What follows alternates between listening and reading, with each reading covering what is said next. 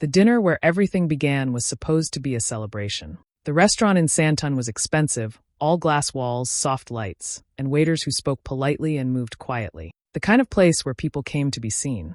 Amara Dlamini sat straight in her chair, hands folded in her lap, observing more than speaking, as she always did.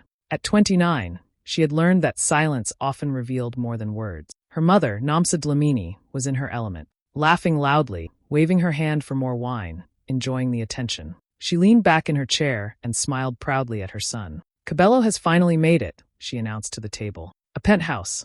Top floor. City view. The family clapped. Someone whistled. A waiter paused nearby, clearly listening. Then Namsa turned her head slowly toward Amara. Her smile sharpened. "And you, Amara?" she said, loud enough for the neighboring tables to hear. "At your age, you still rent?" A few seconds passed. Then laughter broke out. Not cruel laughter, but careless, comfortable laughter. The kind that hurts more because no one thinks it matters. An aunt shook her head.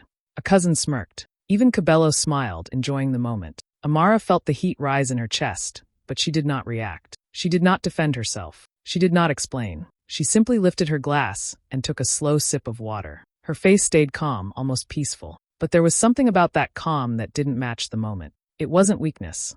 It was control. And for reasons they couldn't explain, the laughter around the table slowly began to fade. As the laughter at the table faded, Amara's mind drifted backward, the way it always did when her mother compared her to Cabello. It was nothing new. It had started when they were children. Cabello would bring home average grades, and Namsa would clap like he had won an award. "My boy is so smart," she'd say, kissing his forehead. Amara would come home with top marks, certificates, teachers' praise. Her mother would glance at them and say, "That's good. Now help me in the kitchen." When Cabello forgot his chores, it was because he was tired or busy. When Amara forgot once, she was called careless. Cabello was encouraged to dream big. Amara was told to be realistic. "Don't expect too much from life," her mother used to say. "Girls like you should be grateful for stability." Every time Amara worked harder, it seemed to matter less. She remembered university clearly. She worked 2 jobs, studied late into the night, and paid most of her own fees. Cabello changed courses twice and still got praised for finding himself. When he failed, the family blamed the system. When Amara succeeded, they called it luck. Now here he was, the golden son again, sitting comfortably in his chair, enjoying the applause for a penthouse that everyone believed he had bought on his own. But Amara knew the truth. She knew about the family connections quietly pulled, the favors called in, the loans hidden behind friendly smiles and fake paperwork. The penthouse was not a reward for hard work. It was a gift wrapped in borrowed pride. As Namsa laughed earlier and said, "At your age, you still rent?" Something old and heavy stirred inside Amara. She remembered being 16 and telling her mother she wanted to build something of her own one day. Namsa had laughed then too. "You? Don't dream too high," she had said.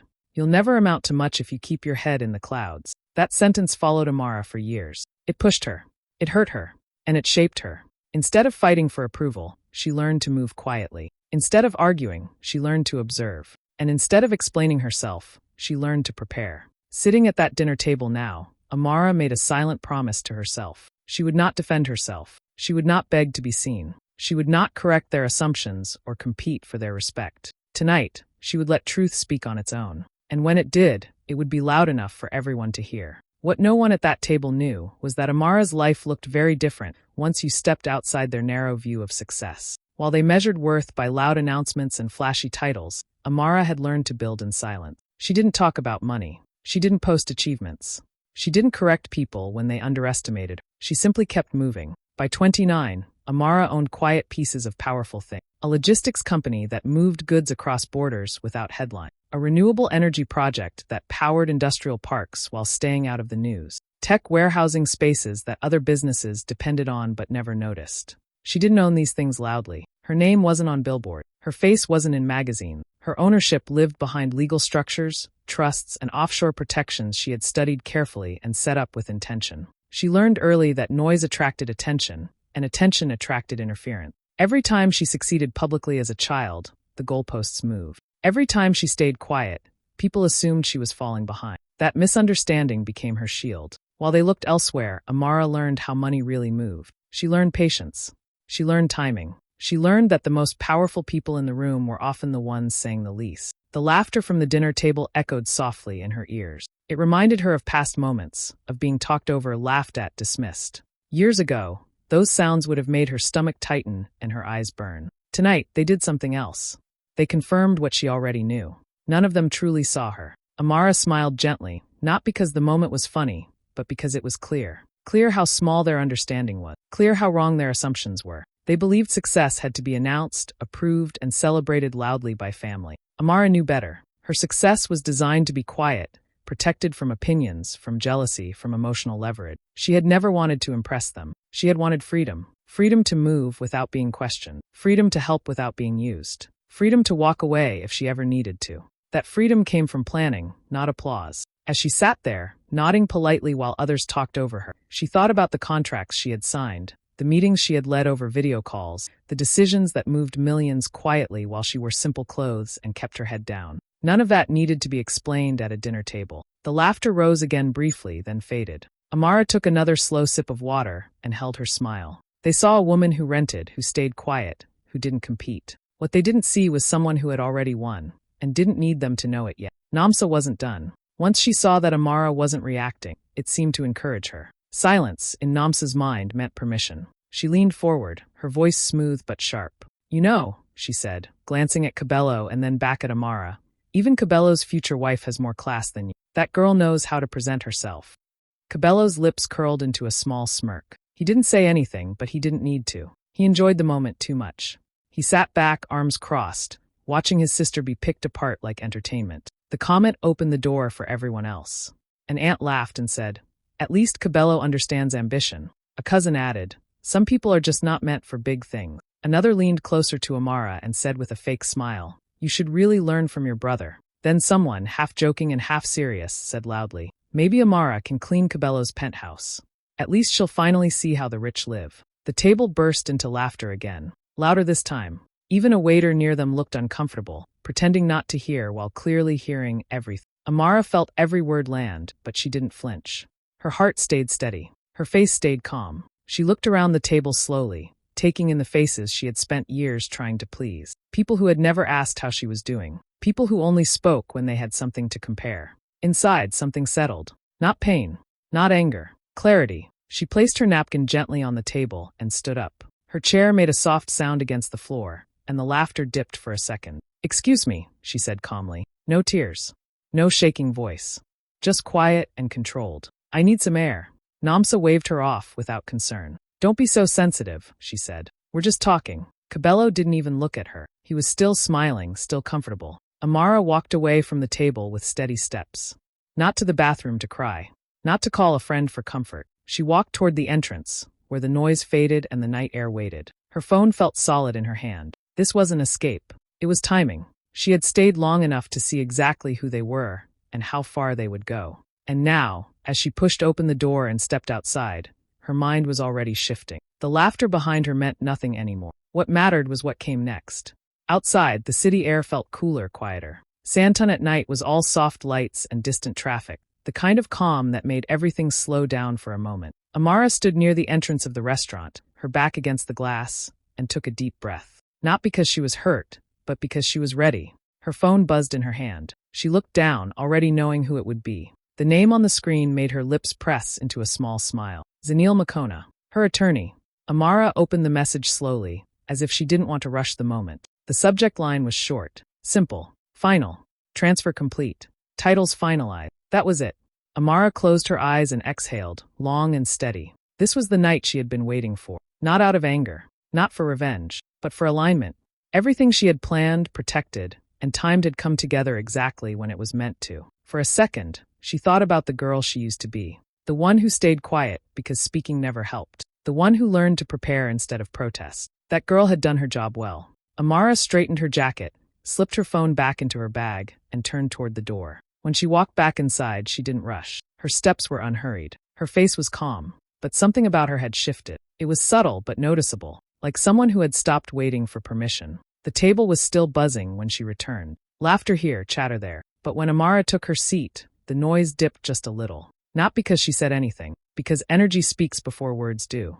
Namsa glanced at her and frowned. Cabello looked up, expecting the same quiet sister. Instead, he hesitated. Amara sat back in her chair comfortably, as if she finally belonged there, as if she had nothing to prove. She picked up her glass and smiled softly, not at anyone in particular. The smile wasn't defensive. It wasn't polite. It was settled. The family felt it, even if they couldn't explain it. The jokes didn't land the same way. The confidence they had moments ago felt misplaced. Someone cleared their throat. Another looked at their phone. Amara didn't speak. She didn't need to. The message in her bag had already changed everything. Her calm made them uneasy, because calm like that doesn't come from being small. It comes from knowing exactly where you stand, and exactly what's coming next. The table slowly settled, but the tension stayed. Amara placed her glass down and looked across at her mother. Her voice, when she spoke, was soft and calm, almost gentle. "Mom," she said, tilting her head slightly, "do you know whose company manages Cabello's penthouse mortgage?" The question landed strangely. Not sharp, not loud. Just unexpected. Namsa blinked. "What kind of question is that?" she asked with a nervous laugh. "Of course it's his. He bought it." Amara didn't argue. She didn't correct her. She simply turned her eyes toward Cabello. Cabello froze. It was small, but everyone noticed. His smirk disappeared. His shoulders stiffened. For the first time that night, he looked unsure. "Why are you asking?" he said, trying to sound casual, but his voice came out tight. Amara rested her hands on the table. "I'm just curious," she replied, "because management and ownership aren't always the same thing." The laughter that had filled the table earlier didn't return. A fork paused halfway to someone's mouth. An aunt glanced between the siblings. Even the waiters seemed to slow down. Amara continued, still calm, still measured. "The building is impressive, but penthouses like that don't usually move without serious backing, especially not on one income." Namsa shifted in her chair. "You're overthinking," she said quickly. "Cabello worked hard." Amara nodded once. "I'm sure he did. But hard work alone doesn't close deals like that.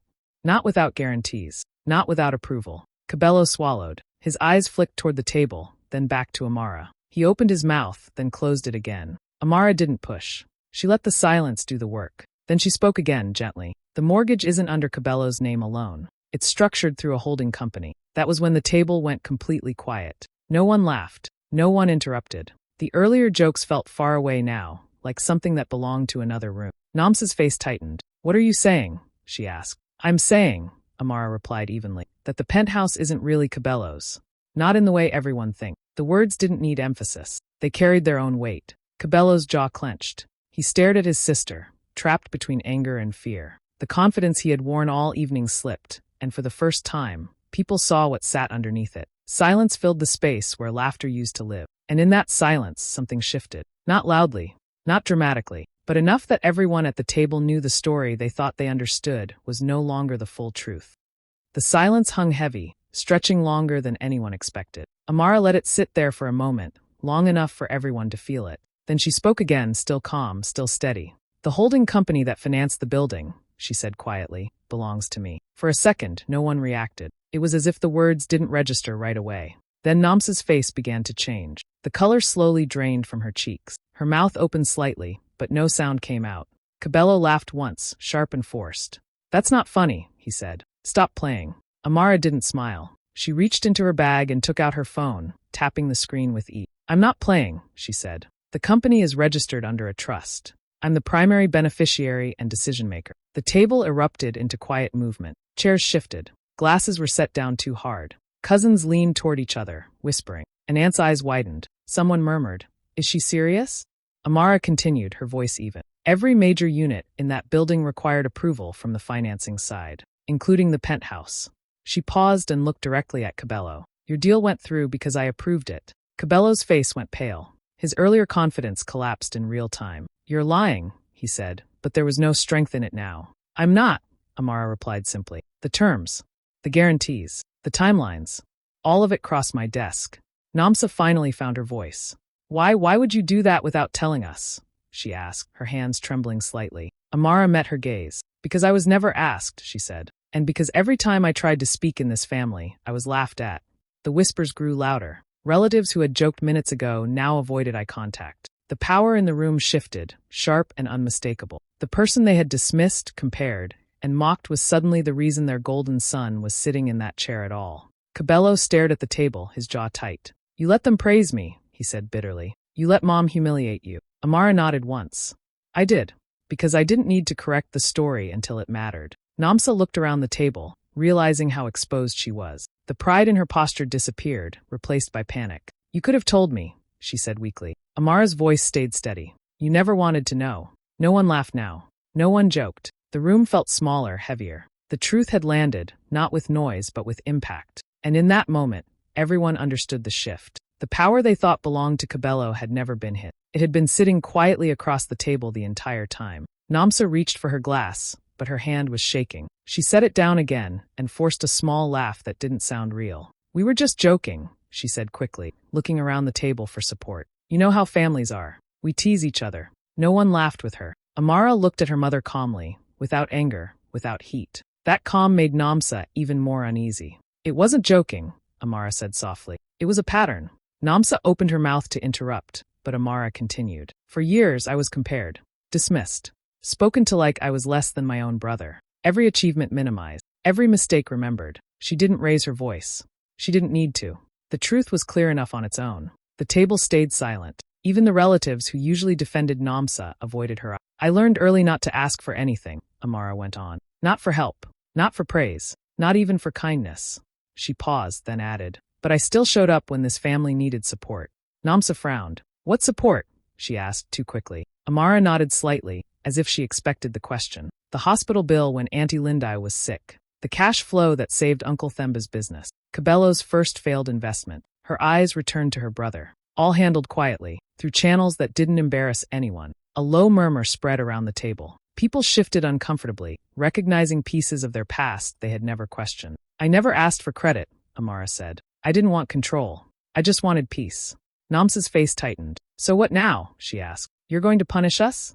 Amara shook her head slowly. "No, I'm going to step back." The words landed hard. "All silent support ends tonight," Amara continued. "No more covering gaps. No more fixing things in the background. Everyone here will stand on their own, the way I was told to." Panic flashed across Namsa's face. "You can't just do that," she said. "We're family." Amara met her gaze. "Family doesn't humiliate you in public and call it love." The realization hit the table all at once. The safety net they never saw was being pulled away. The quiet help they had taken for granted was gone. No one argued. No one mocked. They finally understood what they were losing, and who they had been losing all along. Cabello's face turned red, his composure finally cracking. The smirk he had worn all evening vanished completely, replaced by something raw: anger, panic, disbelief. He slammed his fist on the table, making the glasses jump. "How could you do this to me?" he shouted. "I trusted you. You're supposed to be my sister, not my enemy. This is betrayal." Namsa gasped and clutched her pearls, while the rest of the family froze, unsure whether to intervene or step back. Their golden boy, who had always been untouchable in their eyes, was unraveling in real time. Amara didn't flinch. She didn't shout. She leaned back slightly in her chair, her expression calm and steady. Her eyes met Cabello's, and with a quiet voice that cut sharper than any yell, she said, "You laughed while standing on my shoulders." The words were simple, but the weight behind them was enormous.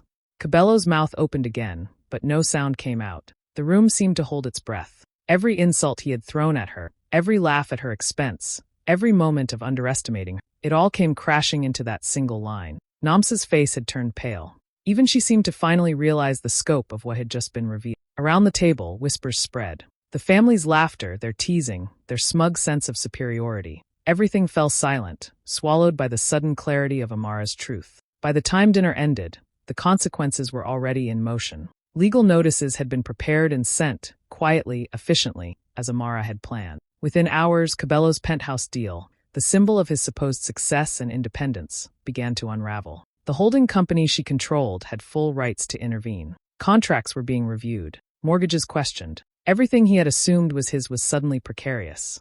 Cabello sat in stunned silence, his hands shaking slightly on the table. He had never expected this. Not the truth, not the power shift, not the quiet sister he had ignored and mocked for decades. Amara stood, collected her bag, and gave him one last measured look. She didn't need to gloat. She didn't need to explain further. Everything was already set in motion. His collapse, though painful to watch, was the natural consequence of underestimating. Outside the restaurant, the cool night air felt like freedom. Amara walked steadily to her car, the city lights reflecting softly. Behind her, Cabello was left to face the consequences of a life built on assumptions, while she had finally claimed her own narrative. And for the first time that evening, the balance of power wasn't in their hands. It was in hers. Amara left the restaurant that night with her head held high. She didn't rush. She didn't glance back. Every step was calm, measured, dignified. The chatter, the whispers, the stunned faces behind her, they didn't matter. She had reclaimed something far bigger than a conversation at a dinner table. She had reclaimed herself. Months later, Amara's life had transformed in ways her family couldn't ignore. She launched a women-led investment initiative in Cape Town, empowering women to take control of businesses, properties, and finances. Her vision was clear, her strategy precise, and her influence quiet but undeniable. The world responded. Investors, entrepreneurs, and media began noticing her work, celebrating results more than words. Of course, Namsa tried to reach out. Calls, texts, even a surprise visit. But Amara didn't need to justify herself. She listened politely, then drew firm boundaries. Some bridges, she decided, could not be rebuilt, not because of anger, but because respect and integrity had to come first. One evening, standing on the balcony of her own penthouse, the city lights of Cape Town twinkling below, Amara finally allowed herself a smile. She didn't need applause or validation. She didn't need recognition from those who had underestimated her for decades. They laughed because they thought power was loud, she whispered to herself, feeling the cool wind on her face. Mine was silent. She looked out over the city, calm and steady, knowing that every move, every decision, every quiet step had brought her exactly where she was meant to be. And for the first time, it was entirely on her terms. The skyline shimmered below, but it was nothing compared to the view she had gained of her own life and the control she had finally claimed.